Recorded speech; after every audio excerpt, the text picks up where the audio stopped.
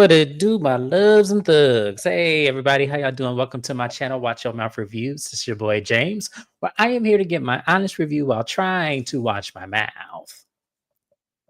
It's not gonna happen this video, but that's okay. We're gonna live to fight another day. Joining me as always is my co-host, Mrs. Best. Y'all say what's up to her.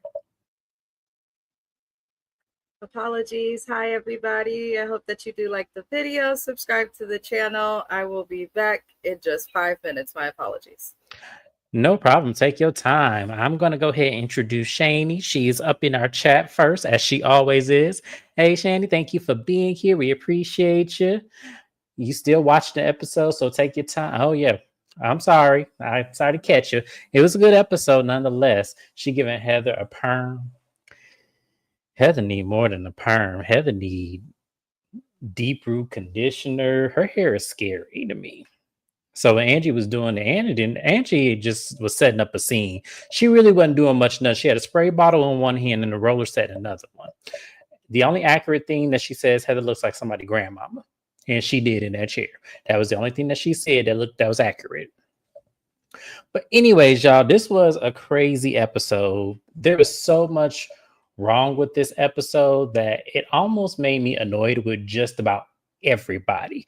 And when I say just about everybody, I mean just about everybody. I think with the only exception that I was not annoyed with was Mary. Because Mary's storyline, we'll get to it. It was kind of like the same old, same old. So I really wasn't annoyed with Mary. I just wish she would stop talking about her storyline. And who else? So there was somebody else who didn't annoy. Whitney didn't annoy me as much either. It was just mainly everybody else. So let's go ahead and get to it. So we start off where we left off with this Lisa's amazing luncheon where she decides she wants to confront everybody for spreading her business on her dismissed cases that, we know of as one of them cases is not dismissed to this day. But, I'm going to say allegedly to protect my channel because she like to come after people. But, Whitney excuses herself because she couldn't take it. She couldn't take with someone's, calling her business a Ponzi scheme that sources from Alibaba. She just had it up to here. So she ran up out the room, had to collect herself. Lisa decides, okay, so I'm just going to play eeny, meeny, miny, mo, Angie. You know what? I used to have a deep love for you, Angie. You and I have a long history and I would never come after you. So it just really made me mad that you would come after me. Why would you insult me and say that I was acting like Jen Shaw? And Angie, before she could even apologize, Lisa just continued because we could talk about your businesses. We could talk about how you only own 1.5 of your businesses. You don't even own all 10 of your salons. Angie said, okay, wait a minute. You're going too far now. Let me tell you how I make my money. I own 3 of my salons full-fledged. And yes, we did franchise 7 of them because I have set the foundation. And she's like, no. You only own 1.5 of your salons because she's trying to say that Sean owns the other 1.5 to make the full 3. And she goes, I do not own 1.5. You don't know how I make my money and everything like that. But if you want to talk about business, let's talk about business, Lisa.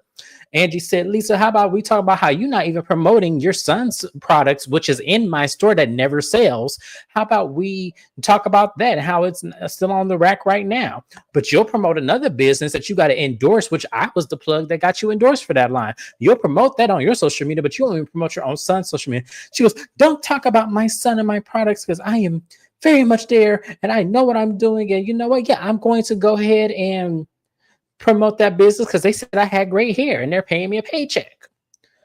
Heather has had enough. And before Heather can speak, Angie said, you know what? No, what it is you do French fries. I do franchise. Mary said, French fries. And I was hollering when Mary said that because y'all know Mary was hungry. Mary like me. Are we eating or are we not eating? Because nobody was eating. The lady couldn't even take their orders because they too busy arguing and fussing and fighting. So Mary said French fries. And I was hollering. And Heather had explained to her, no, she said that Lisa does French fries. I do French fries. And Mary said, oh, that was a good one. That was a good one.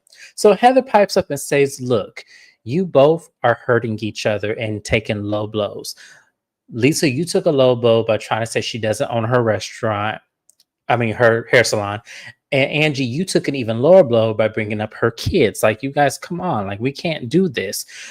And Heather then takes a point, which was probably one of the only few brave moments I'm going to give Heather. Heather said, Lisa, it's hard for us to champion behind you when you're not giving us your authentic self. You're more than just your businesses and everything that comes with you. We want to know who the Lisa, like, be vulnerable. Yeah. And Mary pipes up and goes, yeah, because you never show that. You never show. So Lisa musters up a tear. She's like, I'm very vulnerable. You know, I grew up very different from you guys. I didn't have a home where that was allowed. Like, I did not, like, no one was very soft in my home. I grew up in a tough home. So, and this is all I can give you guys and everything. And I'm just like, oof. So she then turns to Bronwyn after she tells Angie, I respect you, and I love you. We have a long history, and which allows Angie to say, well, Lisa, I apologize for doing that. And I said, well, where's Lisa's apology? Angie, you don't get enough. You need to start listening before you start piping up and speaking. That's going to be my critique for Angie. You need to start watching what Lisa says and taking notes of how Lisa moves, because she didn't apologize to you, but you gave one to her. Kissing that ass again. I'm telling you, y'all don't get enough of kissing Lisa's ass. She then go up to Bronwyn and says, Bronwyn, I also have, a great friendship with you. Bronwyn said, cut the shit, Lisa. You have hurt me. I have hurt you. We can talk at a different time. We gotta talk right now. Bronwyn shut that shit down. Bronwyn was like, I ain't finna have it today. I'm not doing this with you. It is what it is. So Lisa was like, I love each and every one of you. And even though I can't stand some of you sometimes, it doesn't take away the love that I have for each one of you. And I'm going to tell you, Heather, you are such a beautiful spirit. And I champion you, Heather, because I know the great that you can be. And you're always at my side. And when I need you, and Heather, holding back the tears because Heather finna cry because she finally seen. She finally sees that she's acknowledged. And I'm looking at Heather like, you are an overgrown middle-aged woman. The fact that this lady could say this to you and you muster up them tears like that is absolutely crazy to me. I'm flabbergasted. So, Mrs. Best, if you're back, I unloaded a lot because I know you said you had to give yourself a minute. I'm gonna ask you a couple of questions. Do you think Angie was wrong for outing her son's products, selling in her store, and not selling anything? Do you think she was wrong for that, for exposing that? Hold on.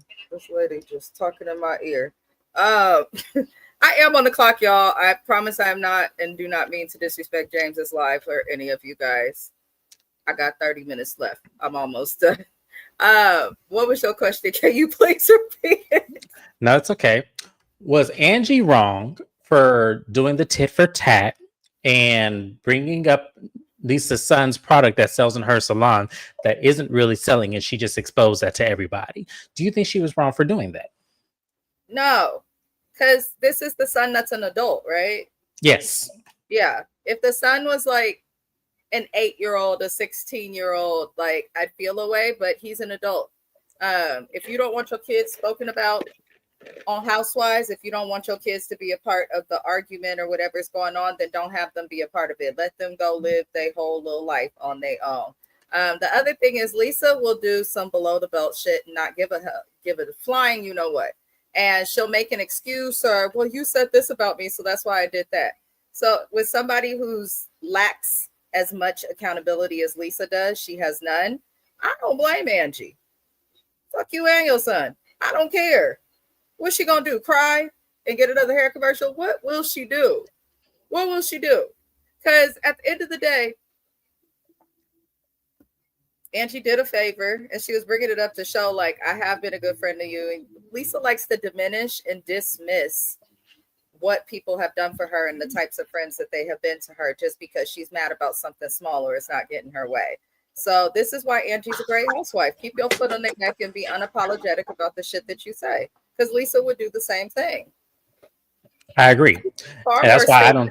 Pop mic moment about her very good friend Meredith at the time. We're gonna bring that up at the end of this episode because Meredith pissed me off with that shit.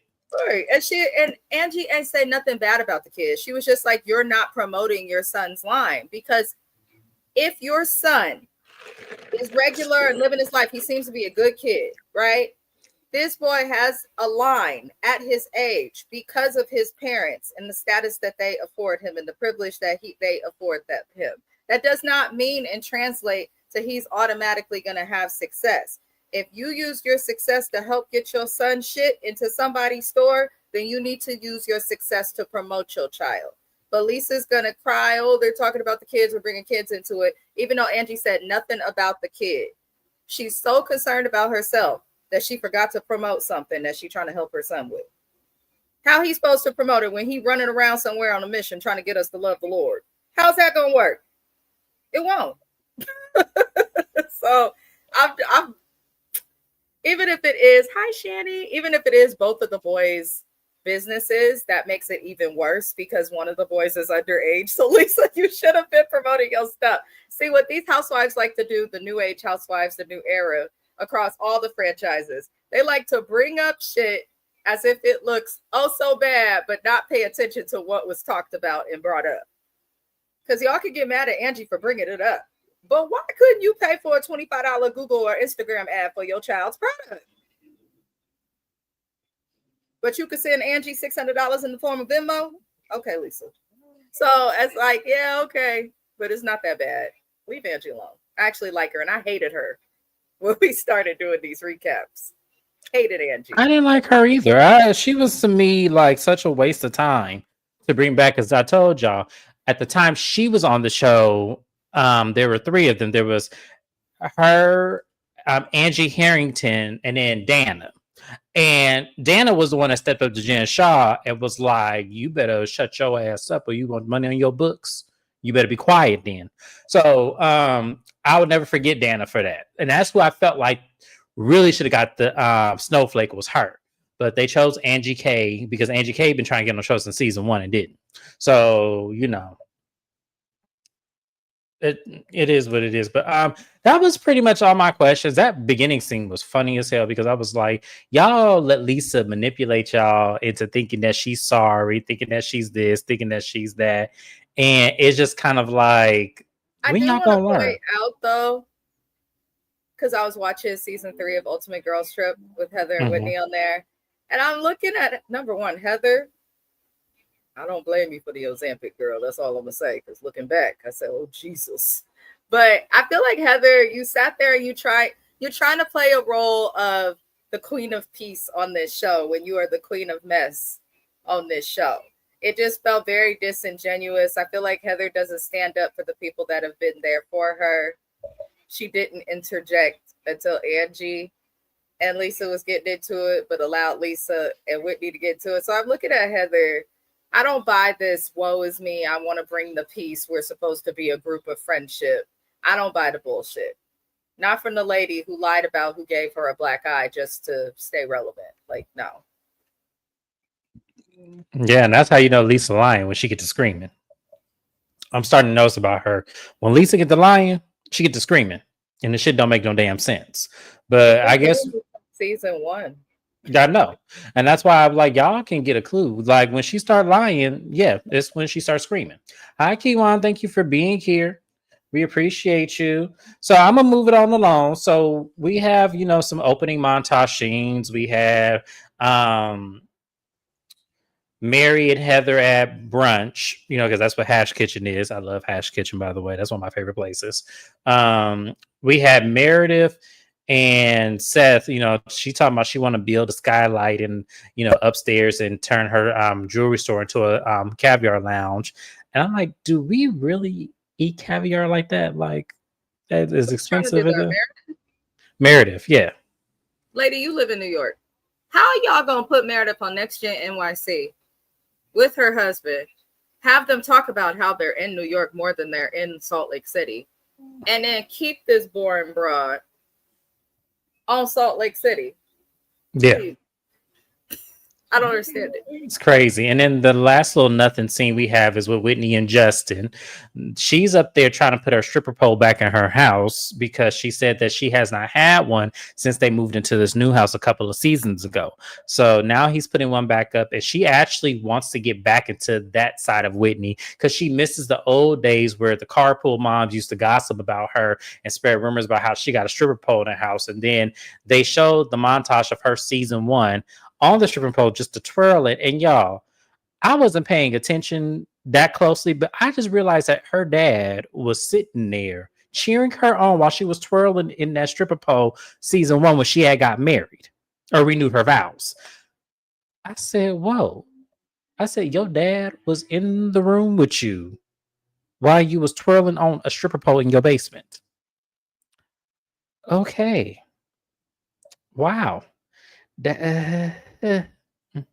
Well, okay. So I don't know what to say to that. Mrs. Best, could you do that while your dad was in the same room with you?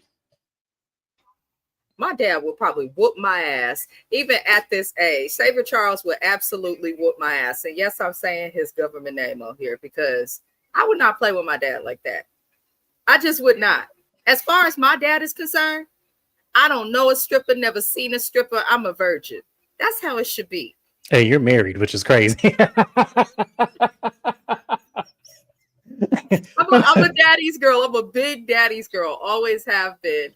I would never do something like that, even on television, just out of concern that my dad would see. Because the nigga will look. I tell you that. That assistant looked a little bit too comfortable with her legs around.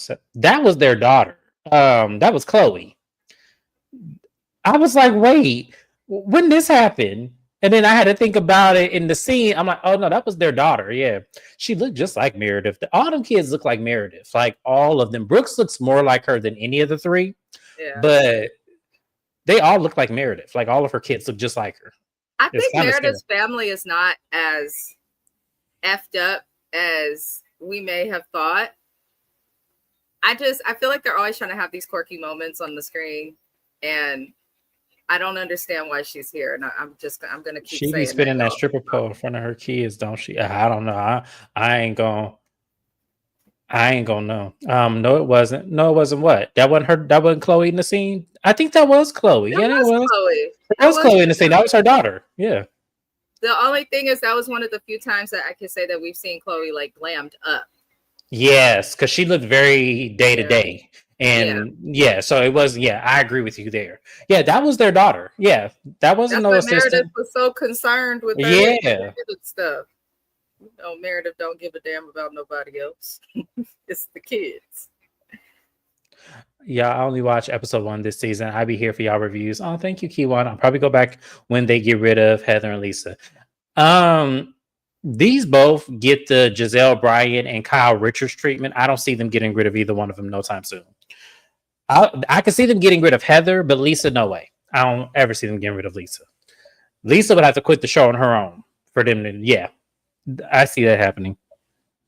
But we gonna move it along, y'all. We gonna move it along. So the next thing we talk about, so Bronwyn goes up to meet up with Lisa. And I don't know what is with y'all Salt Lake City drivers and y'all not being able to drive, but this is about the 5th time I have seen somebody either roll over something, cannot park, or hit a curb. And Bronwyn happened to do all 3. So Bronwyn, you shouldn't have did that. You should have told them cameramen, if you really couldn't parallel park, you could have told them, hey, look, y'all catch me walking down the street. Don't film me while I'm parking this car. But oh Lord, so this scene with Lisa, y'all, this scene got on my nerves. But Lisa and Bronwyn, they're talking. They first say, Lisa said, I want to talk to you separately before anybody else. You know, I just want it to be you and I. Because in terms, you know, I did value our friendship. And I'm sorry that things, you know, happened the way that they did. I think you took digs at me and I took digs at you. And so Bronwyn had to correct her. She goes, no, what you did was minimize my experience with my child's father by putting on camera that, you know, the mother thought I had, you know, terminated pregnancy. That's the best way to say, because I can't say the A word here. Terminated pregnancy, or she thought I miscarried. That was a very sensitive thing, and you took that, as a dig to hurt me, just like I took digs to hurt you. So I like that Bronwyn is keeping the accountability open on her part and also Lisa's part. So once Lisa said, I'm sorry, that then kind of gave Bronwyn what she wanted. Because y'all know Bronwyn's problem is Bronwyn wants to be accepted by everybody because she fought not being accepted in her own home, and which we'll talk about in a minute with her mama, because that scene pissed me off too.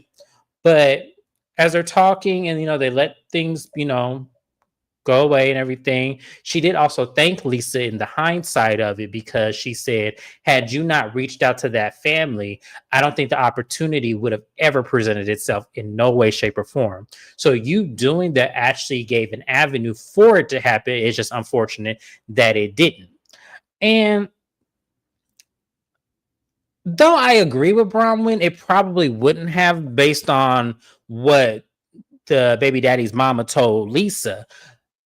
It's still a sore spot for me, because I still feel like I wish Lisa would have minded her own business and not went to that I went to that man's family like that on Bronwyn's behalf, because I think that made the situation even worse. Because do we know if the grandparents have reached out to Gwen or not? Do we know if that's happened? Because Todd shut that down at the reunion. So we don't know if that even has been addressed or not.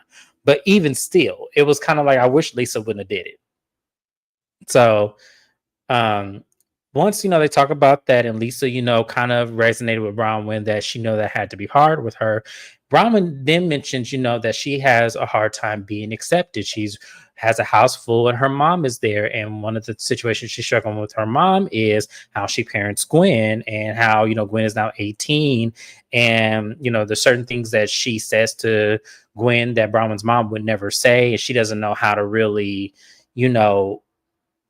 love Bronwyn the same way she loves Gwen. It seems like she loves Gwen a lot more. And it's kind of like, damn, that is fucked up though. Like, because in logic, you're supposed to love your child more than the grandchild. But nowadays, these parents are acting like, oh no, I love my grandchildren way more, because they tend to be different people. And I think that's what Bronwyn's not seeing, is that your mother's a different person. She's now grandma. She's elevated from that mom spirit that you felt and elevated to grandma, which is sweet. I always want my grandchildren and all this. So it is a fine line. Like, I know what Bronwyn's talking about, but sometimes y'all have to kind of, bury the legend that you'll never get the mom that you wanted.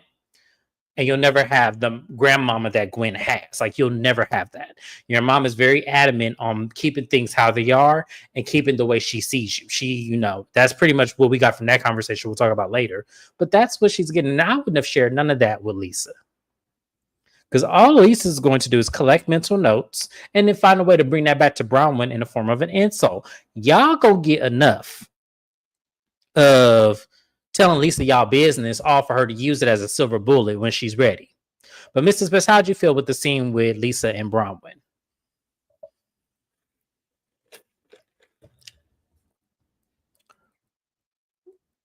I think she's still caught up, y'all. Sorry about that.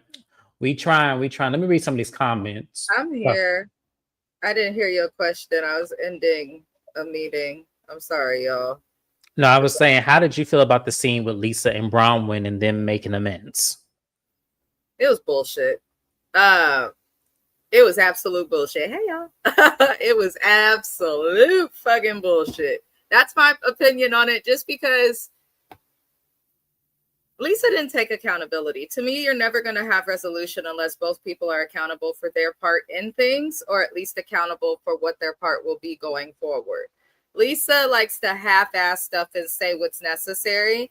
I only feel like she's going to speak to Bronwyn because, one, Bronwyn read her for filth, and two, Lisa pays attention to the audience and their perception of her. And I think that she knows, as it relates to Bronwyn, she's pretty wrong.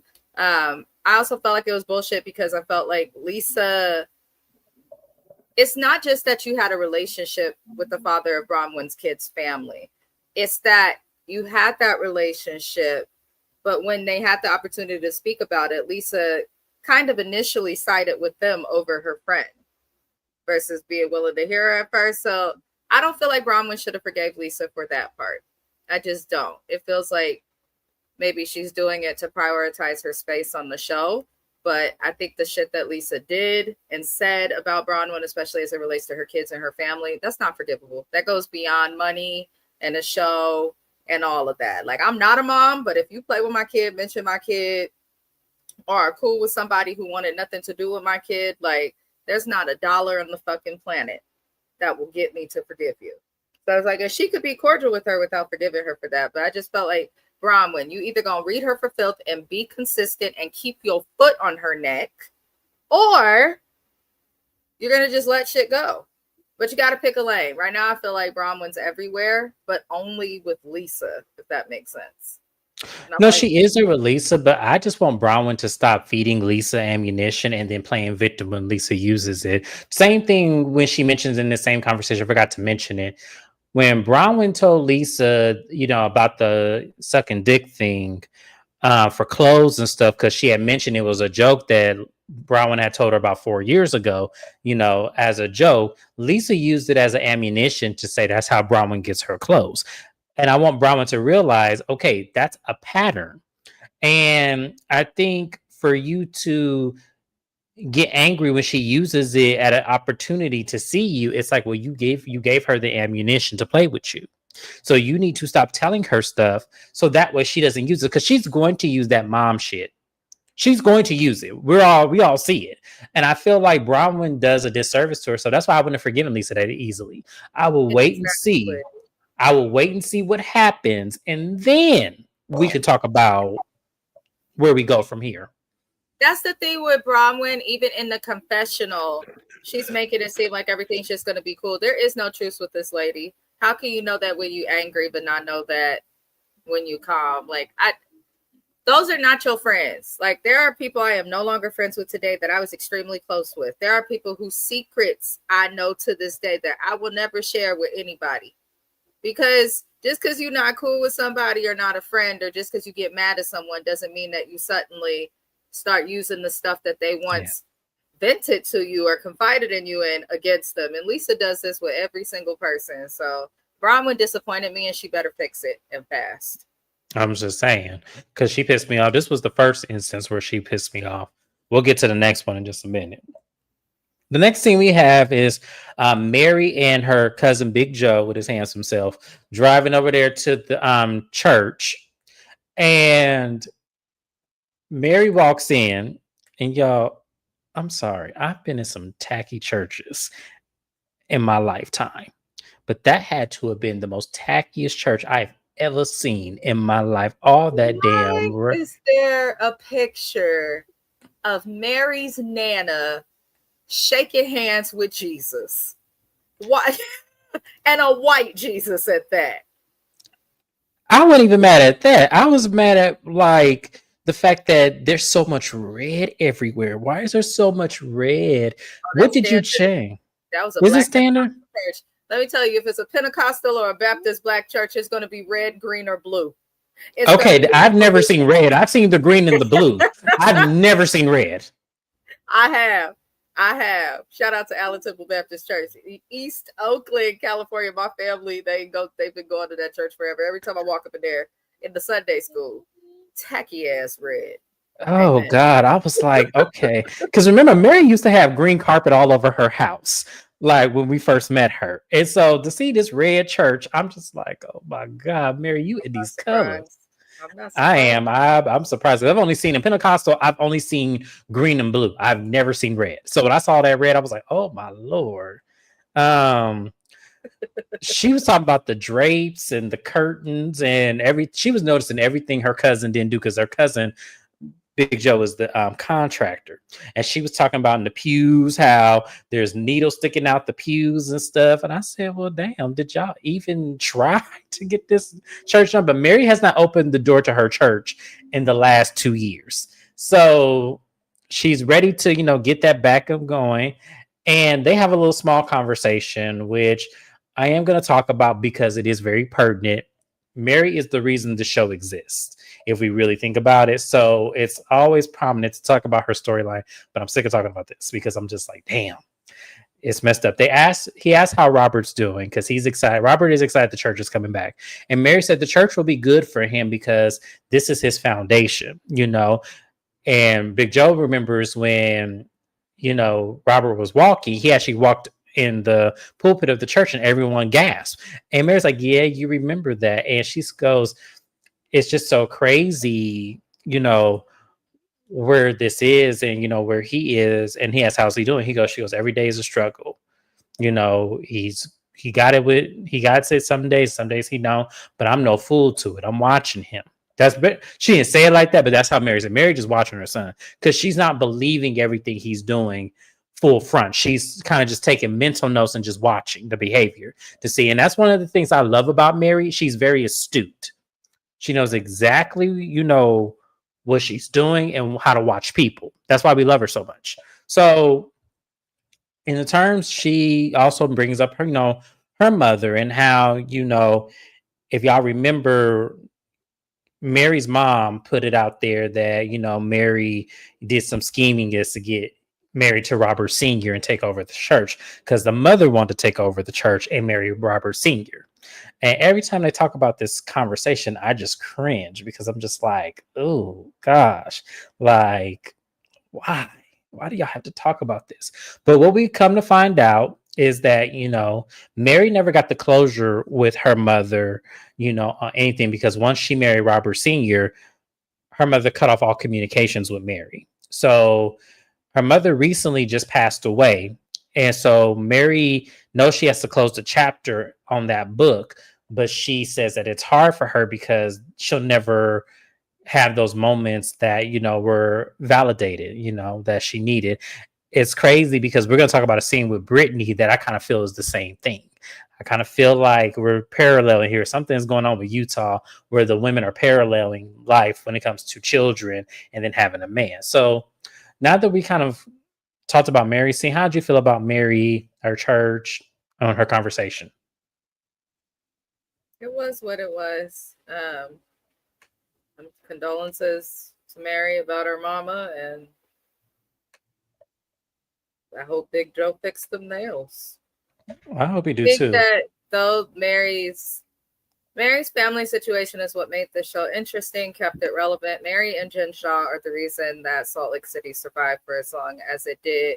But I also think we've seen like a new era of Mary. I do think Mary has grown. She's fixed her wigs, her weaves, and her makeup. But I also think the situation with her son probably humbled her a little bit and changed her. Then she's got deaths in the family. She has several storylines in several different directions. So I want her to lean away from this weird ass family storyline, please. Especially when she said it out her own mouth that it was very strange for her to marry Robert Sr., but it was what her grandmother wanted. I love my grandmother dearly, but ain't no way in hell we doing that. That's just such a weird thing to conform to. But it just goes to show y'all what growing up as a PK kid and some of the holes your parents have on you when you're a PK kid, how that can look. Because that's some Old Testament living. That's not something in today's time. So, you know, remember when Luther was sick and Patty and Whitney and all the other prayed over him? He came back and Jamie Foxx. Yeah, prayer does work. I'm not saying it doesn't. But, you know, there's also a testament in that Bible that says faith without work is dead. And Robert Jr., Mary, and all of them have to put in the work. And Mary puts in her work. She does. You know, from what we understand of everything she does do, she was on Watch What Happens Live and says that she does go out there in the community and still prays over people, still shows up to hospitals, and still does the things that she's supposed to do as a preacher. And, you know, we wish her the best. We do. We wish her the best. Still praying for Robert Jr. Hopefully, because, you know, with the case now, she said on Watch What Happens Live, he's doing much better. So we're just hoping the best for her. Anything else you want to talk about with Mary before I move on? Okay, so we're gonna move it on along, y'all. So we're gonna move it on to Brittany and Whitney, these two crazy ass people. So they meet up at this decor plant place Whitney says that this place decorated her whole home, but she's never actually been in the store. So she's happy to be in the store with Brittany, and they immediately start talking. And Brittany brings up the whole. I'm getting to that scene next. We'll get there.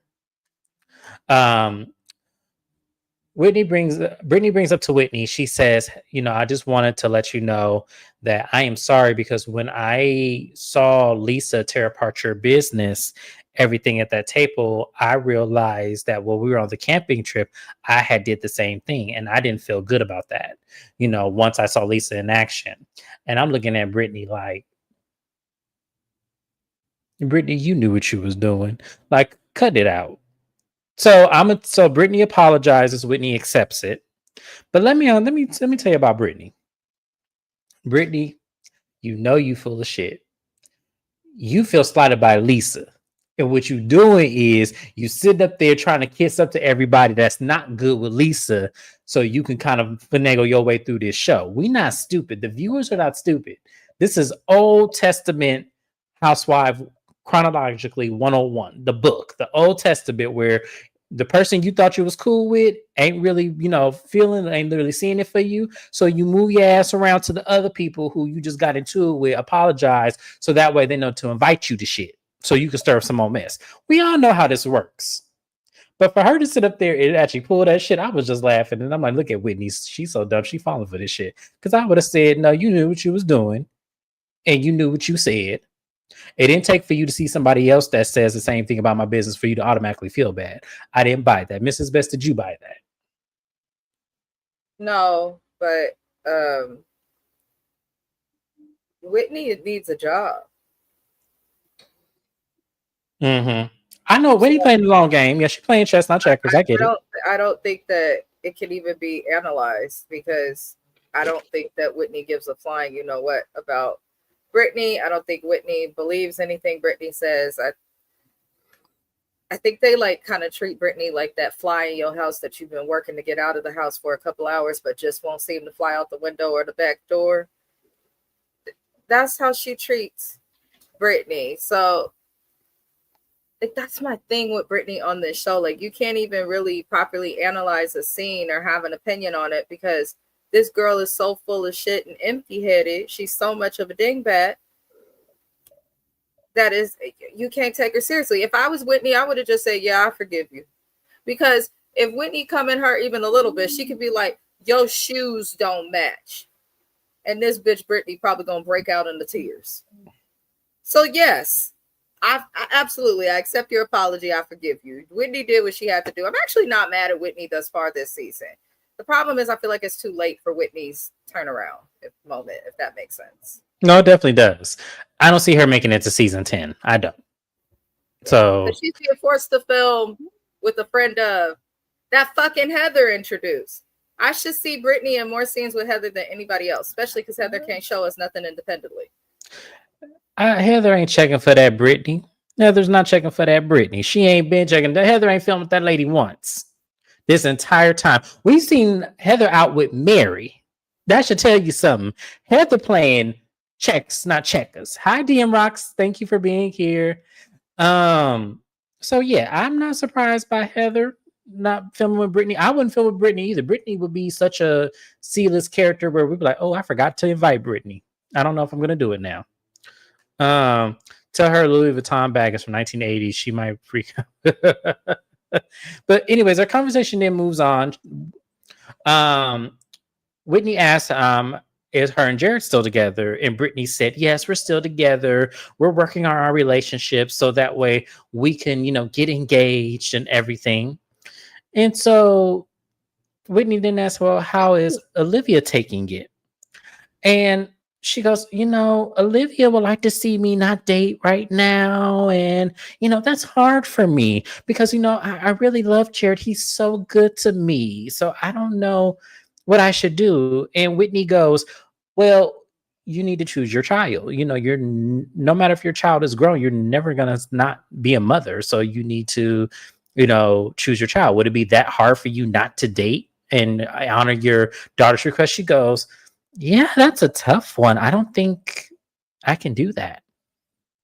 And so Whitney was like, Brittany, like, seriously, like, your daughter says she needs you. And, she wants you to be there. And it's really, important that you do so. I didn't have the relationship with my mother. I was very estranged from her, but I never not needed her, never not loved her. And she goes, I never thought of it like that. Okay. Has a blank space and is holding on to death to this cactus while Whitney is trying to plead with her, like, choose your daughter. Like, she goes, you should choose your daughter. And she's like, yeah, I think so. Like, okay. She goes, no, Brittany, like, it's making me nervous that I'm sitting here pleading with you to choose your child and you're not choosing your child. She goes, it's just really, really hard because I love Jared and I don't think I can do that. And see, and this is why I say, Whitney, you wasted your time. I get you needed to film and I get you need your check. But see, this is when I would have left because I'm not going to plead with no lady and, be on camera, grabbing her face and all this shit that you was doing, telling her to choose your child at the end of the day. That's something she should already fucking know as a mom. So the fact that you wasted your time, I said, okay, well, let's check out and go. Bye, girls. Good to see you because that's me. Bye, girl. So good to see you. I will see you at the next event. Okay, you drive safe. Now wear your seatbelt. Make sure it go click clack. Because I'm not finna play with you. I'm just not finna do. That's just me. I'm not. Because to me, y'all, I'm gonna be honest with y'all. Brittany is a very fucked up human being. Brittany is a very fucked up human being to sit up there and your child is telling you. And this man, it ain't like this man really does treat Brittany good. By the way. Brittany is filming a TV show right now. That's why this man is around. Let's be very clear. Because when they're not filming, he show ain't around. And she says it out of her own mouth. So I would not waste my time. So it's very fucked up. And that your daughter is telling you, hey, why don't you work on our relationship and, see what we can do. And you're not doing it. That's crazy. That's some crazy work. So Mrs. Best, how did you feel about Brittany and this pleading that Whitney did? I actually feel differently, likely because of work, but I feel like it's a tough subject. As a parent, I don't like if Brittany was my client, I would never tell her to stop dating just because your child doesn't want you to date. I feel like as a friend, yes, you would want to say choose your child, but can somebody also start encouraging our friends to go to therapy, like family therapy or something? Because it's clearly what they need. Because that is an unrealistic expectation for a child to expect their parent not to date. But we don't know enough about Brittany. She's not a housewife. So we don't know enough about her background. We don't know enough about the history. We don't know why her kid feels that way and the extremity of it. But at the very least, Brittany, if your child doesn't want you to date and your child does not live with you and you cannot just change your life and the child is older and stuff, I'm not saying she doesn't have to date, but at least date with some tact. Maybe keep men private. Don't, put them all over television and announce that you're with this person before your kids get the opportunity to meet or process what's happening. Because it sounds like her divorce wasn't long ago. But I get Whitney telling somebody to choose their child, but I also agree with James. Like, if I have to tell you to choose your own fucking kid, then I'm not interested in you. Because if you can't choose your child, like if you'll do your spouse dirty, your family dirty, or your kids dirty, I just don't want no parts. So I do agree with you in that area. But again, Whitney needs camera time. But Brittany is effed up. She's definitely effed up. If you're not going to make her a main cast member, which I think is actually a good thing, like, can we not talk about her kids? Because it's already been said on TV. Like, if I was the daughter and I saw someone telling my mom, choose your child, I'm cool. Stay where you at. Stay where you at, but then you can't cry to the world about your relationship with your daughters being so messed up that and that you do choose, because she admitted, to Shani's point, she admitted that she didn't have the best relationships with her daughter because she continues to choose men over them. And, it's sad because I know I would hate to see her daughter come on this show and try to face Brittany, because this may be a bad look for Brittany, but at the same time, Brittany's doing this to herself. And she better hope there doesn't come a point in time where she's going to need those daughters. Because what's going to end up happening is those daughters are going to say, on my time when I'm ready. Or no. So, you got to be careful how you treat your More children. to the story, definitely, because she's still involved with a lot of her family members who are still in the Mormon church. So there's definitely more to the story that we don't know. But I think everybody can agree. Why are you going through all of this over this man? Like, he's publicly humiliated her, is constantly in people's DMs, didn't really want to claim her, only comes around when the cameras are here. So if you are going to be willing to put the relationship you have with your kids at risk, like, why with this guy? Like, it's the part I don't get. But it's interesting because Brittany's a colorless woman, so she's kind of getting away with this and not being dragged as bad as people would drag other types of people on Bravo. But I don't really care to see her.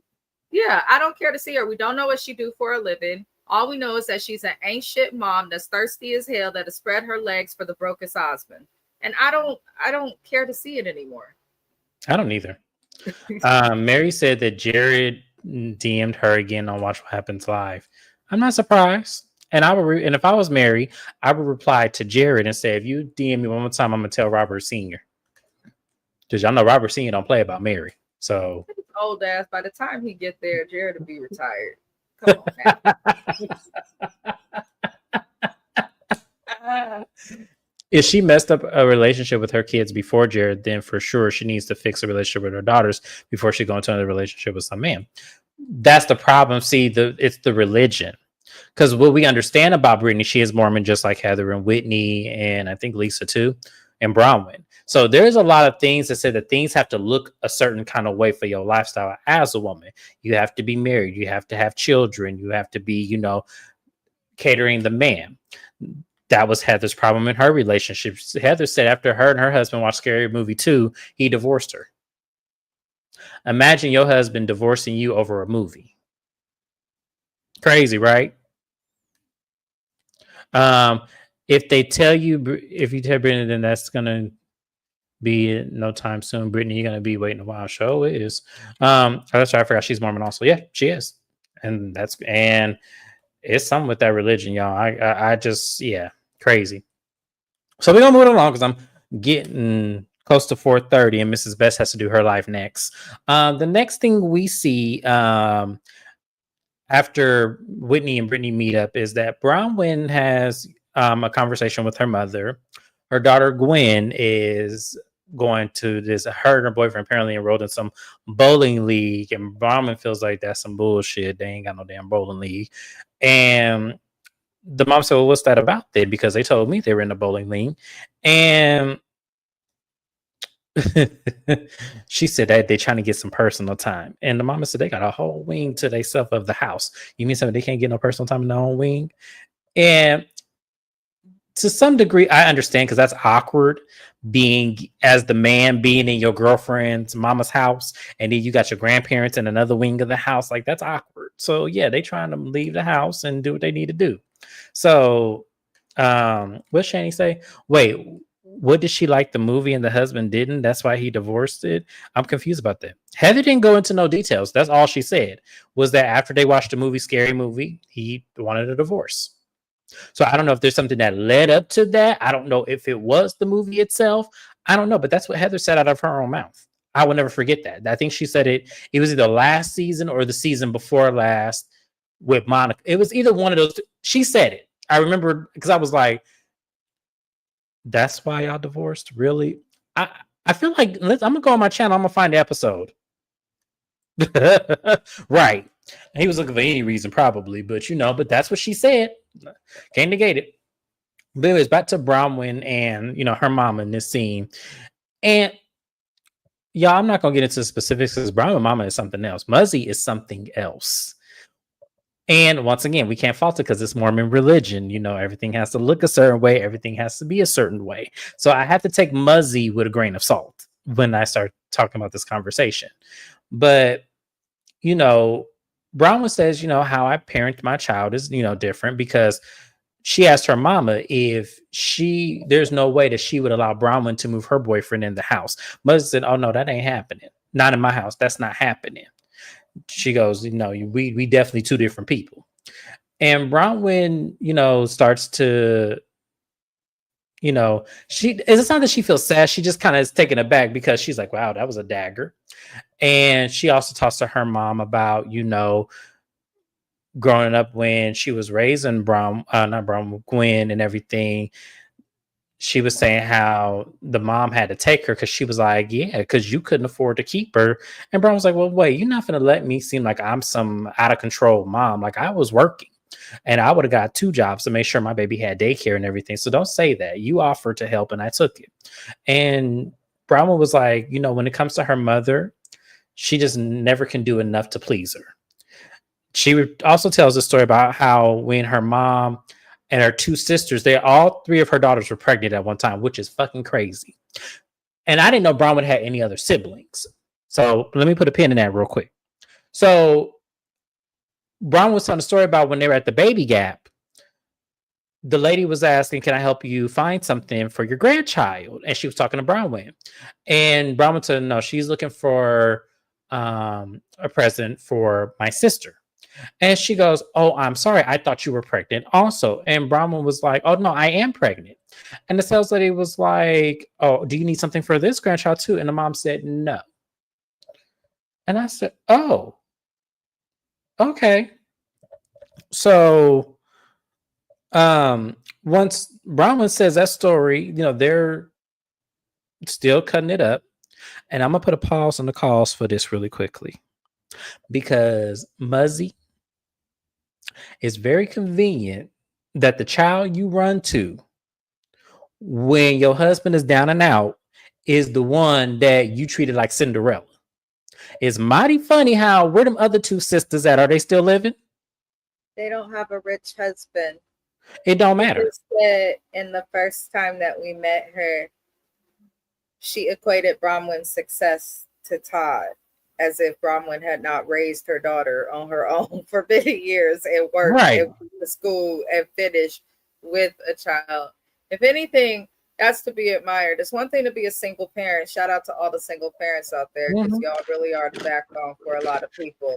However, to be a single parent, working a job full time without the help, not even able to call the baby daddy's mom or anybody for help, and to do it while also going to school and working, and your child still turned out good, is to be applauded. It's to be applauded. So it's unfortunate her mom feels the way she does, but I'm not surprised at all. When you will say and equate your child's success to a man, that says more about her mother. Her mother seems slightly like, and that's why I can't get with like Jehovah's Witnesses and Mormons and certain religions, not just within Christianity, because who the fuck are any of us to judge anybody else for their choice? If it was 1907 or 1847 or some shit, Bronwyn would have been pregnant and had a baby out probably by 13, 14. Whenever the period dropped, she's getting pregnant. So like she still did a lot in spite of her circumstances. It's unfortunate, but I also feel like Bronwyn set up her mom and set this up for a storyline because you know how this lady is. You've said out of your mouth over and over and over again that your mom is this way. You've had a shaky relationship. It's because of how she treated you when you were pregnant. You know that your mom has felt a way about this. So it's kind of one of those things where I think Bronwyn needs to go to therapy and accept that her mama is the way that she is. It's not going to change. And she probably needs to just accept her mom for what it is, or like not deal with her at all and maybe just let her daughter have a relationship. But I can't. This is draining. That's why I'm getting it out the way now. Because I'm like, I know y'all thinking, James, you skipped over Angie. No, I didn't. This shit with Bronwyn is too deep. And I need to give, because I felt away. Because I'm like, I didn't know Bronwyn had other sisters or other siblings. I wonder how many it is. And I don't care about her having the rich husband. Like, no, we're not finna do that. Like, we're not finna sit up here and have you in my house and then you criticize me for my past mistakes, yet you reaping the benefits that my husband is supporting you and my father through this by moving him into y'all house and then also paying other expenses. Like, I'm sorry. That shit pissed me off because I was like, whoa. Because But take I your didn't. time, James, because I can always move the time of my life. I'm off work. I'm just saying, so Okay, you don't feel rushed. no problem. But It's the same people here are probably gonna be there. I'm just saying. no, it's okay. I got you. But I feel like for me, watching that pissed me off even more so because it was like, damn, how dare you run to the child that you treated like Cinderella? And it's always like that. Do y'all ever notice the like pattern that parents always run to the child that they've shunned and like really made them feel like nothing? Like they always run to that child. And I don't know why that is. Like I don't know why they by Because parents. parents, whether they want to admit it or not, no matter how good or how bad, the ones that were around, I feel like they truly do understand and know their kids. They just don't always want to admit it. I'm starting to see that more. Like that's the one thing I am grateful for in my field of work. Like when talking with clients that are like 63, 43, 70, like 60 or 70, the age of being James's parents that they get to, like they will talk to me about their kids and they will say, I know this, I know that. But then in front of their kids, they act a totally different way. So I feel like parents are aware of which kid can handle it, which kid is willing to do that. And Bronwyn's mom did try to acknowledge that she is great. And it kind of went over Bronwyn's head and she went more tit for tat. I don't know. These people need to, I think her mom is only dealing with Bronwyn because of the income and what Todd can do for her husband. I don't think the mom has ever agreed with Bronwyn or is okay with what Bronwyn does, how she lives, how she raises her kid. But I think she also knows that Bronwyn has a heart that's big enough to still do it. And the mom, she could also be a bitch and just not wanting to put the other daughters, put a strain on them.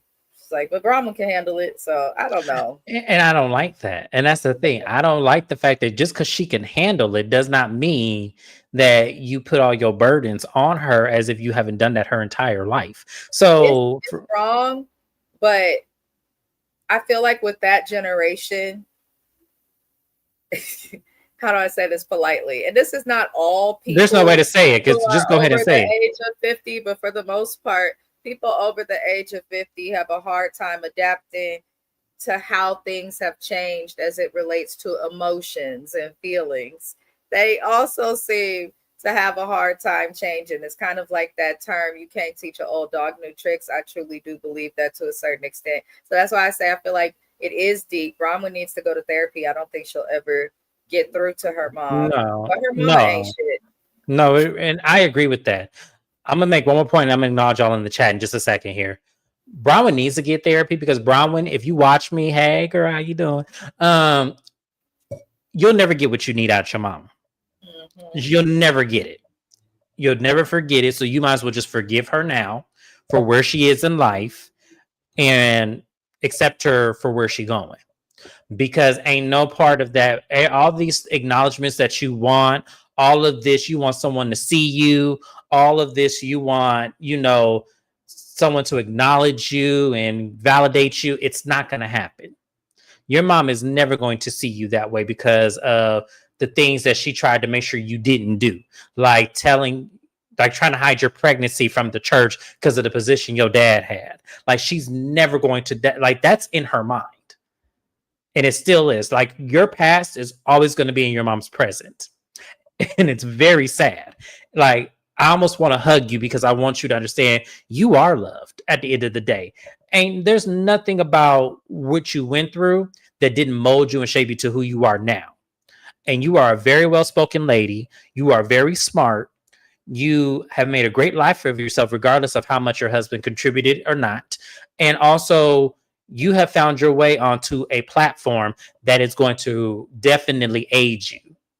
Let me tell y'all, people like to put stuff on, and that's the only thing I don't like about the concept of the Real Housewives, because people like to make it seem like the husbands are the reason for their success. That lady was a single parent in San Francisco, California, working with Yep. all of these ignorant, misogynist businessmen that don't like to give up their seats on BART. So I'm sure that she did a lot of greatness. But I also think, in general, especially in just various cultures, like, just because your parents gave you life does not mean you have to spend yours trying to make them proud or taking care of them when they're not appreciative or understanding of your situation. Like, as long as you're not harming them, that should be enough. I think Braun would need to love her mama from a distance, but we shall see.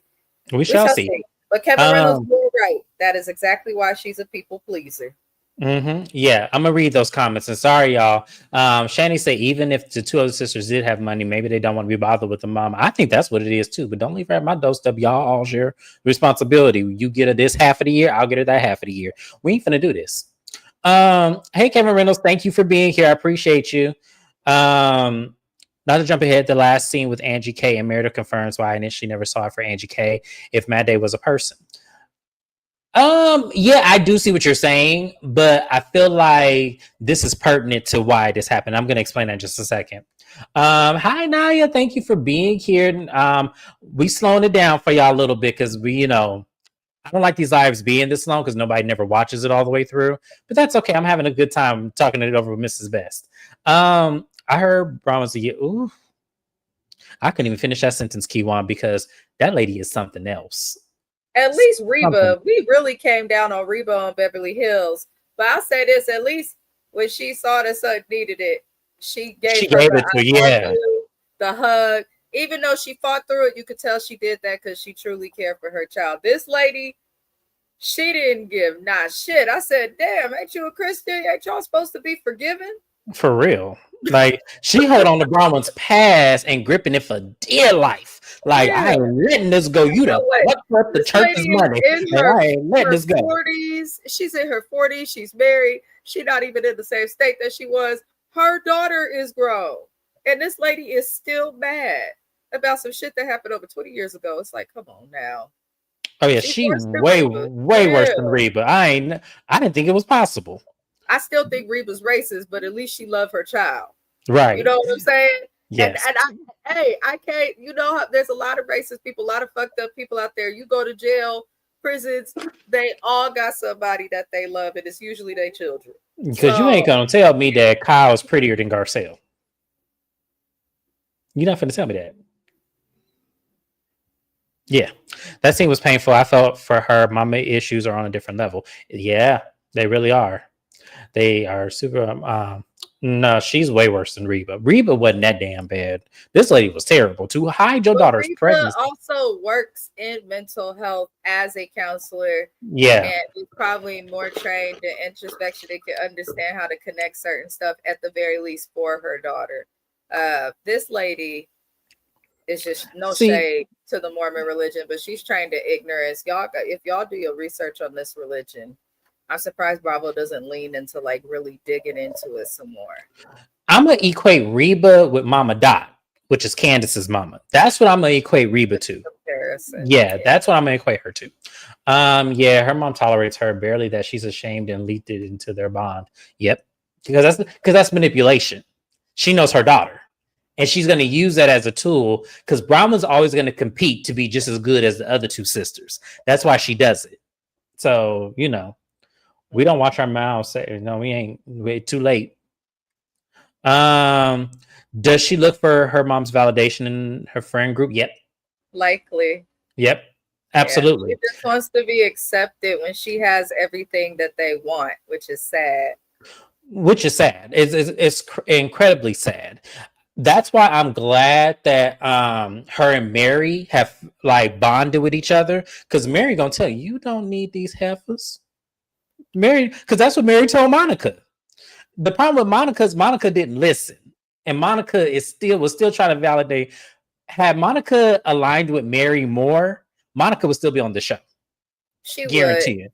Mary Guarantee it. really tries. Mary makes an effort to get to know every single new person that comes on the cast, Yep. which I like. Yep. And if she likes them, she will try to game them up. There's somebody who does Absolutely. that on. There's somebody who did that on Atlanta.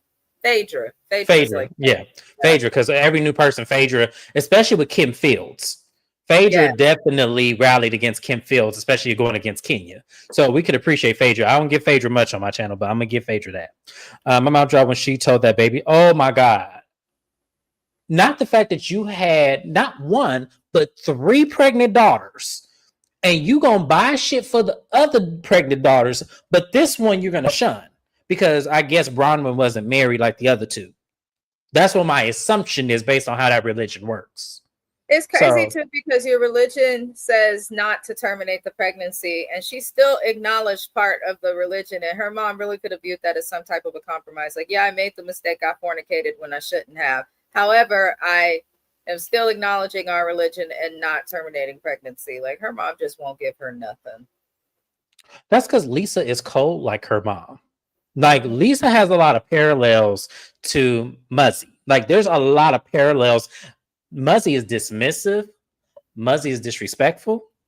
And Muzzy is realistically just heartless when it comes to the prospect of her children. She loves her children, but when the heart is really open to her children, she shuts it off based on their actions and abilities, and that's wrong. Lisa kind of, I'm not saying she does that with her two boys, but Lisa does that with a lot of people in her life when they don't serve the validation. Because when it came down to it, who did Muzzy run to? The fuck up child in her eyes. So yeah, and that's what Lisa does. Lisa always goes to the one that fucks up because she can demean them, ridicule them, but she knows they want to kiss her ass at the end of the day because they need her approval. That's how she works in the same way Muzzy does it. So it's literally parallel. So I love how y'all are in this chat. I'm loving all of this. Yeah. Racists love their kids too. Mm-hmm. They do. But you know, they also have this hard exterior where you can't make it to the soft side of the jelly bean with them. You got to chomp on a whole bunch of rocks, and that's not how a parent should be. Like, I shouldn't have to fight for your love. It should be automatically given to me because it's genetically programmed. I came out you. So yeah. Also, it makes sense why Taj. That's exactly why Kevin is clocking it all. Also makes sense why Todd was dry towards Bronwyn when she was telling him he did not have to do it when it relates to her parents. It's given the same shit that happened last season where Todd did not want the situation with Gwen talked about, and then Bronwyn came on TV and still talked about it, which upset him, and it went into some other shit. It seems like he didn't want to talk about this parental thing, especially on camera, because I guarantee she was probably crying to him. Like Todd, he kind of reminds me of my husband in that you're not going to get much from him, especially on camera and if you don't know him. But in the background, I think he really cares about his wife and is riding for her. And it's probably he absolutely cares about his wife. The fact that he said we shutting down anything about Gwendolyn, we shutting that shit down right now. He shut it down better than her own mama could. So I'm just saying, I'm like, his little disdain, I don't think it's towards Bronwyn. I think he's probably looking at her like, why are you talking to this bitch when she did this? And then why are you doing it on camera? Bronwyn doesn't know boundaries. That's the problem. Yeah. And so in Todd's eyes, Todd is older and he's lived life and he has his own children. So the fact that Bronwyn is sort of using her child as like a scapegoat for the storyline, Todd's instinct is, no, we protecting our children. What are you doing? It's okay for you to spread your business and everything, but don't talk about your child. Like, say what you got going on. That's where Todd's mindset is. So that's why I respect Todd too. I like Todd. I do. He's my favorite Housewives husband on this franchise. So I can appreciate him, but at the same fact, he could be a little softer. That's all. Just a little softer. How are all three of her kids pregnant at the same time and doesn't see that is a misstep with her own parenting? Because 2 out of 3 of them probably was willing to marry the dude just to appease the parents. Or already married to him. Like, I think that her other 2 sisters were already married. And I think Bronwyn is the youngest. So I think Bronwyn, she didn't get the opportunity because I think shortly after she gave birth, that man had passed away. So I don't think she ever got the chance. Like, I don't even think that was even an option. But either way, I wish, like, talk about that more if you're going to lean into this damn storyline. Talk about that more because there's a lot of missing stuff that the audience will want. If Mommy Dearest was a person, I mean, you ain't never lied. Clocked, yep. Um, yeah, it's very clear. It's very clear. Like Brahman, we now see Brahman. Now, whether this makes me like her any less, no. But do I want her to wise up? Yes, because you are going to continue to have this issue if you don't validate yourself. You did not get the validation you got from home. It's unfortunate, but it happens. And you're not alone in this fight. You need to seek treatment for that because you're going to let people run over you, or you're going to let people do all sorts of harmful things to your being when you don't take, you know, just the pressure of like, okay, I don't need your approval. I have my own approval. You have a well provided husband because he has money. He gives you a lot of great things. You live a great life. Your daughter is beautiful and thriving. You have a lot to be grateful for. So seeking someone else's approval when you are the approval is crazy to me. So I want her to fix that. I really do.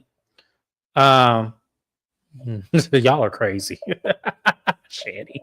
Okay, so next thing we're gonna talk about, we're gonna move on because I'm in this live chat for I'm supposed to be up in here cleaning up.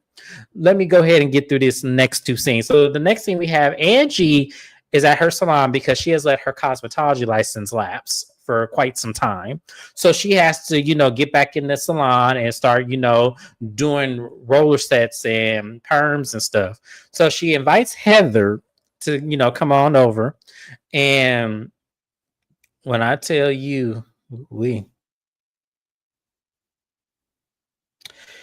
y'all, when she got to rolling up Heather's hair, I was hollering because she said, Heather, you look like a grandmama. And I was like, Angie, you ain't shit. Whew. But to see Angie do that hair and what she was doing and spraying it with that bottle, I was still tickled and laughing.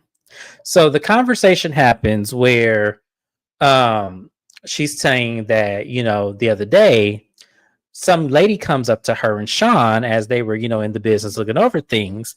And the lady says, Hi, I'm Lisa's assistant and I'm here to pick up some products. And they were like, Oh, and then she said, Oh, and by the way, Lisa Venmoed you some money for the products. And she was like, Okay. So she goes down to the basement to go get the boys' products and gives it to the lady. And then she checks her phone. And Lisa said, Hi, I Venmoed you the $600. And also, I can send my cleaning crew to clean up your salon since, it's very dusty in there. And I said, Whoa. I said, well, okay, Lisa, that truce took no time to emerge over, did it? So Angie responds back, which was funny as hell. She said, You know what? You don't owe me no money for Jack's products. You should have used that $600 to pay off the people you actually do owe. My salon is not dusty, and thank you. You have a nice day. And I laughed at that because I said, Yeah, get her, Angie. That's right. You make sure you return that same energy. And so Lisa was all like, Oh, I don't owe anybody any money. You should worry about whose credit card you use to when you take vacations and stuff. And I was looking at it like, huh? Wait. Lisa, And you're the one being accused of doing shady shit with credit cards, not Angie. And Angie, why did you call that boy's products dusty? there was two things wrong with this situation. That part, I didn't like her talking about the son's product. Like, it didn't sell on the shelf because you probably didn't advertise it correctly, and neither did his mama. So that's probably why he didn't do it. And then also, Lisa, you just told on yourself without actually telling on yourself. Because as far as I know, and I could be wrong, and whoever has the tea on Angie K's finances, feel free to let me know. But Angie K has not had any financial mishaps in the blogs that we know of. We ain't ever heard of no bankruptcy. We ain't ever heard of no salon door closing. We ain't never heard none of that. I mean, Have we we? did in the season with Monica. They brought receipts on Angie K, but it's not anything that I would think is a concern. It was stuff that like most business owners go through. That was during the pandemic, right? I don't fucking know.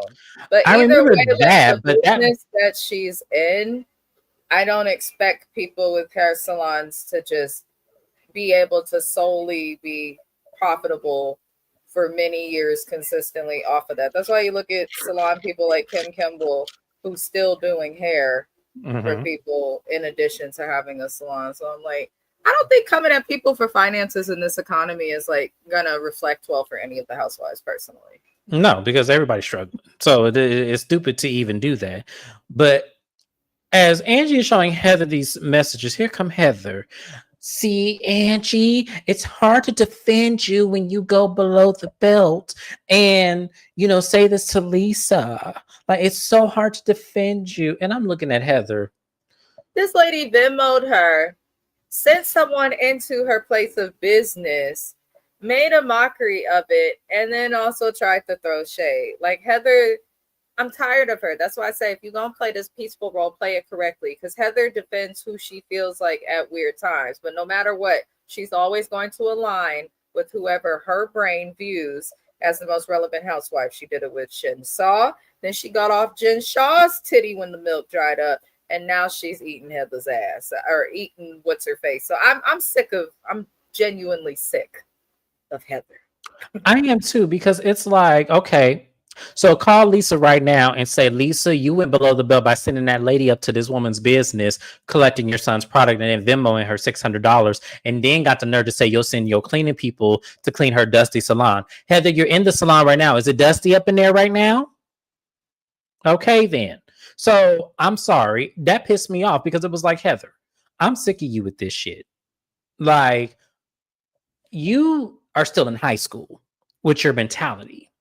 Lisa is not that damn like billboard for you to sit up there and just kiss her ass like that and demean the actual friend you've known since high school that's doing your hair right now. That's crazy as hell to me. That's crazy as hell to me. Like, Heather, I need you to grow up. You are 50 years old. You need to grow up. Oh, anything else you want to add? I'm gonna read these comments real quick because I have a lot more. No, nothing nice. No. Nice says she is the moment, right? Brahman is the moment.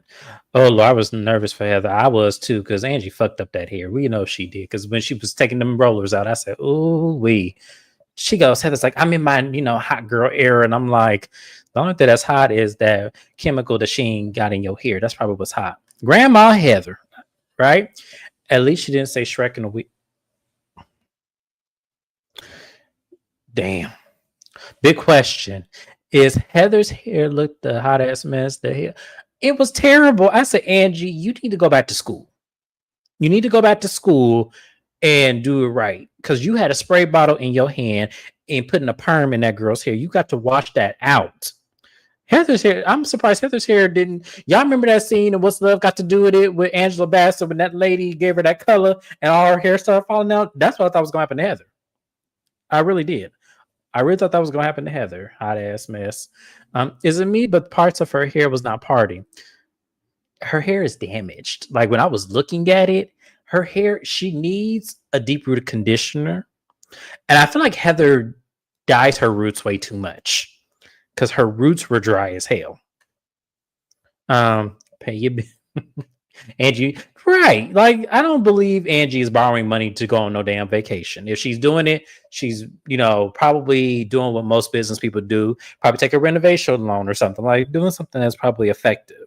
But I looked at Angie's salon; it's very nice, very nice. Don't have no argument when you got 15,649 lawsuits coming at you. Right. Even if Lisa was right, didn't land. We have no proof of Angie does broke bitch ish, but Lisa has lawsuits. Exactly. Right. I like her. We love Kim Kimble on this channel. We love Kim Kimble. She get on my nerves at some points, but for the most part, I did enjoy her. This show was, Kim's show was good when she did have it. Heather is selective alliance for whomever. It's not really a selective alliance. Heather is the pick me. Y'all remember, and it's such a sad story, but y'all remember the kid that wasn't considered the pretty kid in high school that wanted to sit at the popular girls table, but she couldn't because she didn't fit the aesthetic. That's Heather on this show. Lisa, Meredith, Mary, those are the popular girls of the TV show. But Lisa has more of the rambunctious, obnoxious attitude that you kind of want to align with her more because everybody else is scared of her, with probably the exception of Mary. So she aligns with her so she could be on the good side and she could take down all the other ones. balance. Because as long as you're on this side of Lisa, she can't see you. So therefore she can't attack you. That's all that is. That's all that is. Thanos and y'all killing me. Heather's hair reminded me of Cameron Diaz when it was sticking up. I was just watching that movie not that long ago. I'm telling you, Shani calls her that all the time, and we be hollering over here. So basically, the forehead of Thanos, like quite literally. See, she said, I said she looks like Rocky from The Mask. You know the movie The Mask? That's what I said she looked like to me, because she does. And I know he had actual serious bone condition in his face and stuff like that. But Heather looks like that to me. I'm sorry, she just does. We're gonna move it along, y'all. So the last scene, because I got to get off. I've been on here way too long. Y'all are killing me in this chat.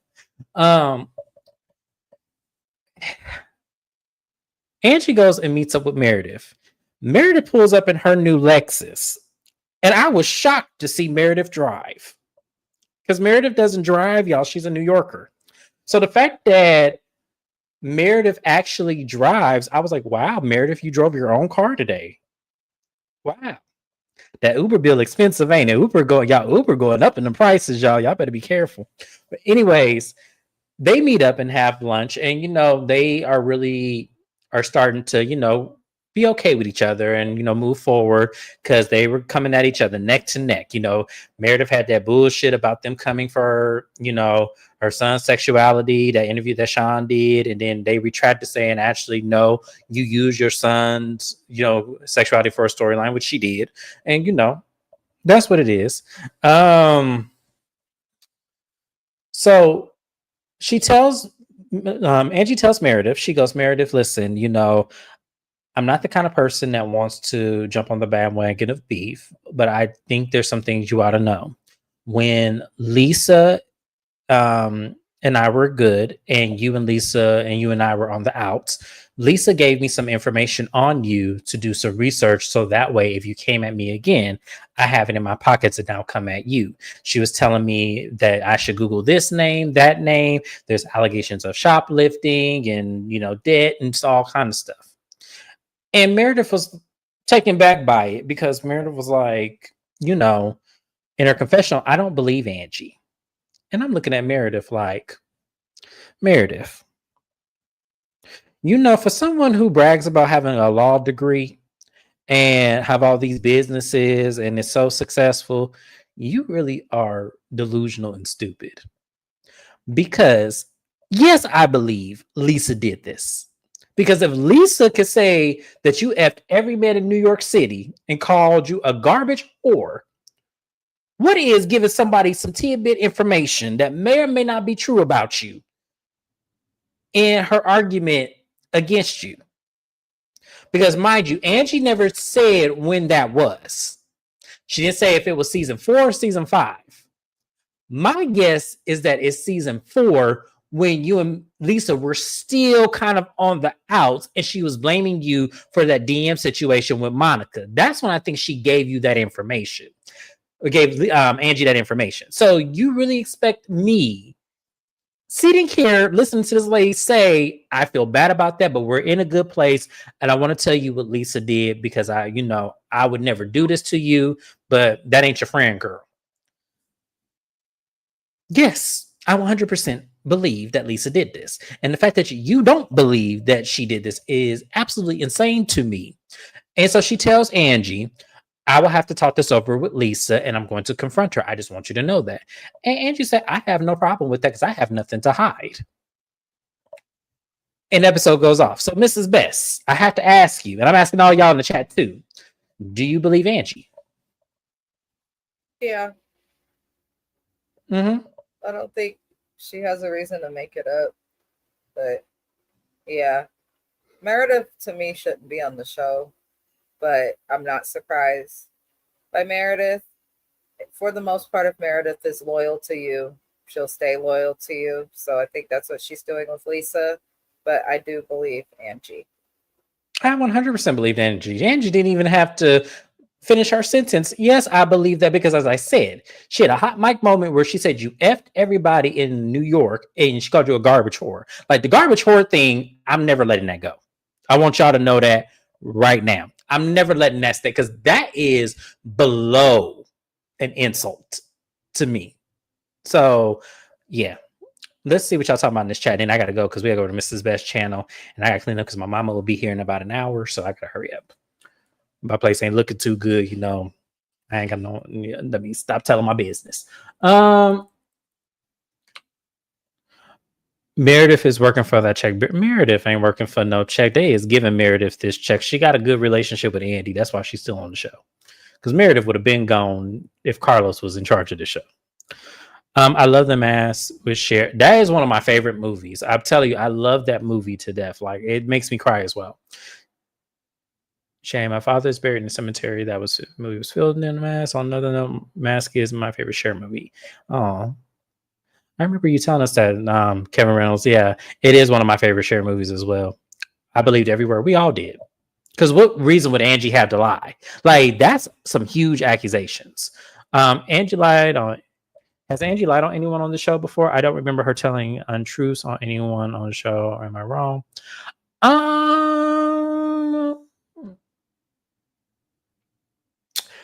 I don't think she's lied on anyone, but the rumors about her husband, I do believe she's heard that before. That's the only thing that I would think.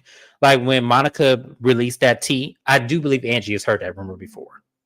Because if you look at her husband before, you know, when they first met and everything, he fits the aesthetic. So that's why when she was so shocked and everything, her reaction gave that she definitely heard this rumor before. It's probably one of those things where she hadn't heard it in a long time. So the fact that it has now resurfaced, she's trying to get ahead and try to diminish and say it's a lie. But I believe that in this instance, I think that she lied about never hearing that rumor. I think she has heard that rumor before. Angie has hit Mad Day and spilled all Lisa's tea. Lisa ain't loyal to nobody. It's, hey, game on. You want to come and bring your little assistant up in my salon trying to be funny? I got one. I'm gonna one up you. I one up Lisa every time. So I don't blame Angie for doing this. I do think it was a little petty, but at the end of the day, Lisa being petty too. So it's tit for tat at this point. We tried. It didn't work. Yes, Meredith is foolish for trusting Lisa. I would never trust her again. I would never in a million years never would trust that lady. Like it's over for us. Like I don't know how Meredith has a very forgiving heart because there's no way I would ever forgive Lisa again. I would be done with her. I haven't finished this episode. I still think Angie told the truth. Yeah. Never, and they were besties. That's why you gotta be careful who you call your best friend. And don't forget Shiva. Yes, I was so mad at that room. Oh, I was so mad when she did that. Yeah, Angie K was wrong for spraying Lisa's tea on Mad Day. Only proves Angie K was the friend.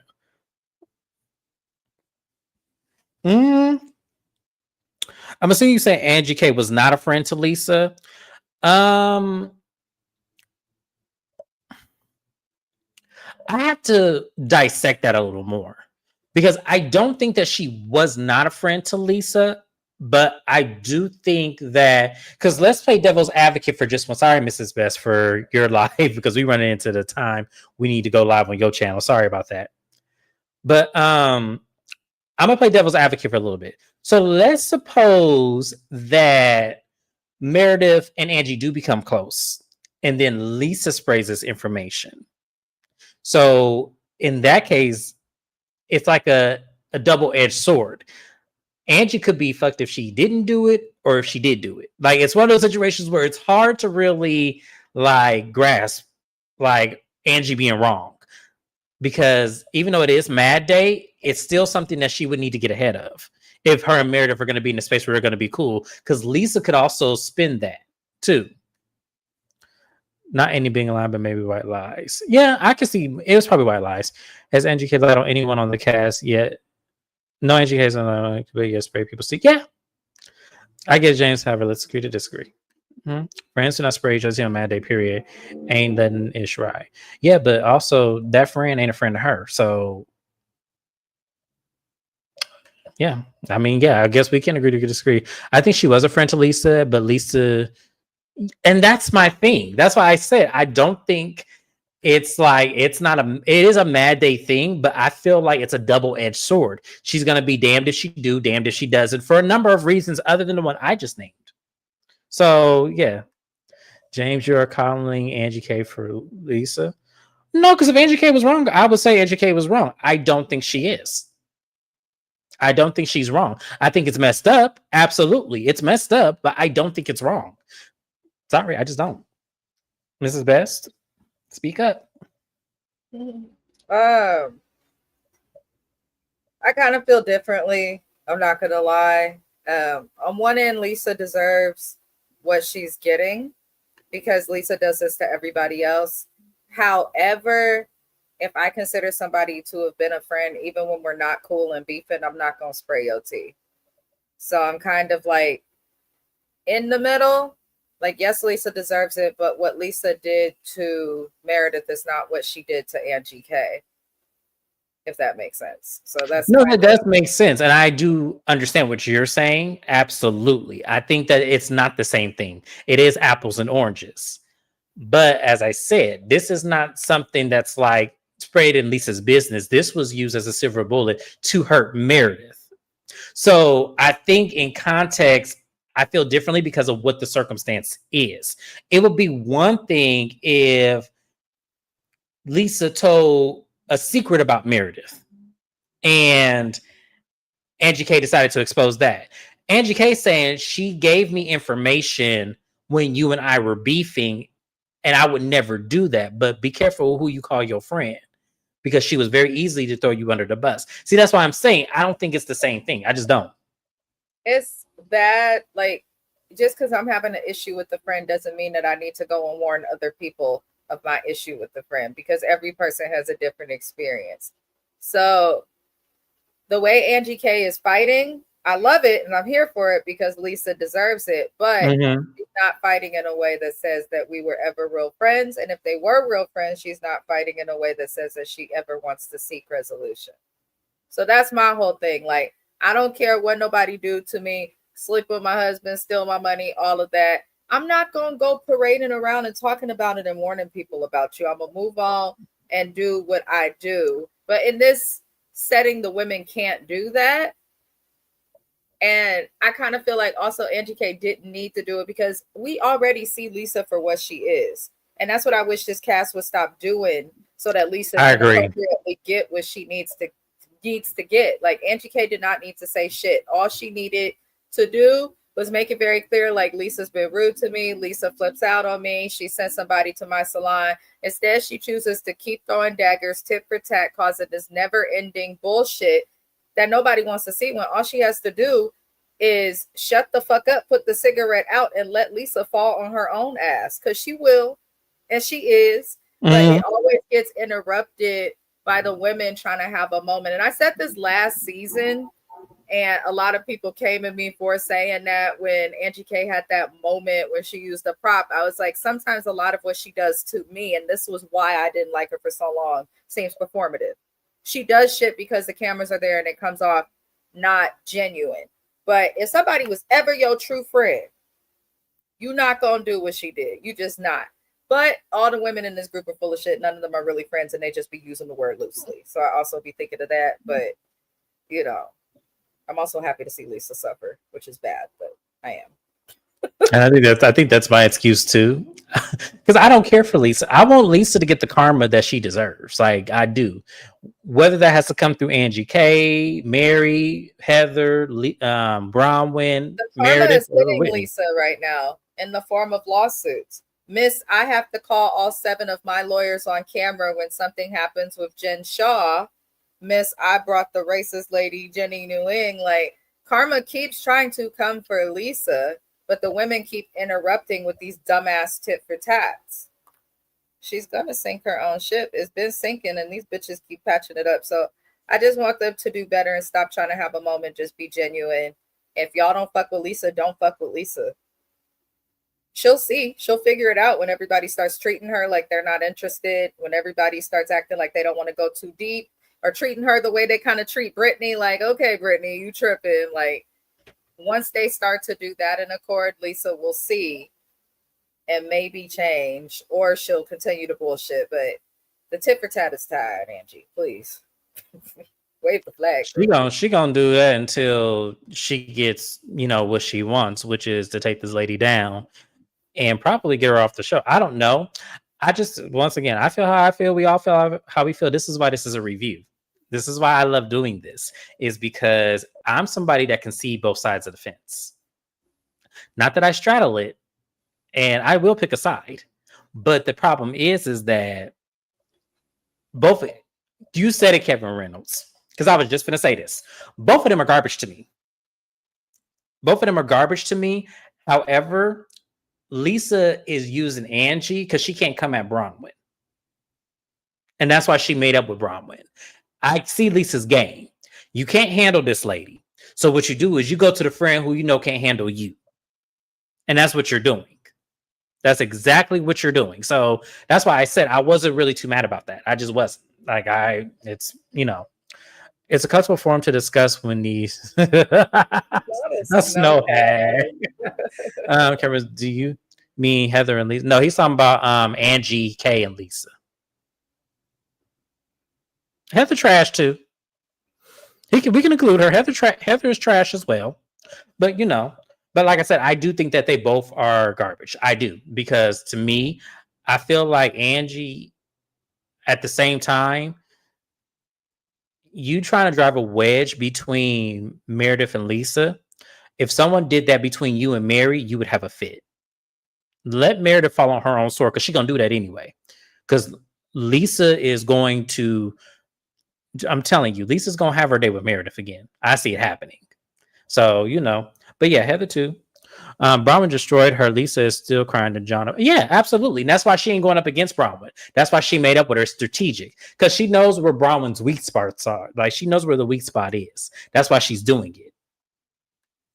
All right. That's why I said the ladies need to stop entertaining Lisa, because Lisa knows what she's doing. One thing I can't say about her, I cannot say that she's stupid, but she knows what she's doing. She's calculated in who she makes up with, who she respects, who she doesn't pick a beef with. She's extremely calculated. That's why she tried to go on this fake ass apology tour.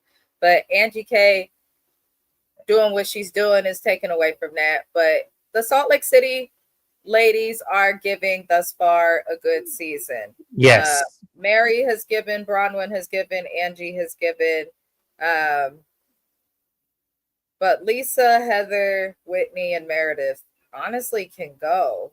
I'm tired. I'm tired of them too. I'd rather, replace Heather or Whitney with Amy, the socialite. I want to see her life.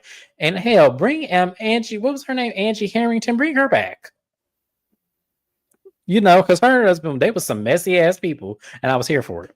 But anyways, we're gonna go over to Mrs. Best channel, y'all, because I got to hurry up.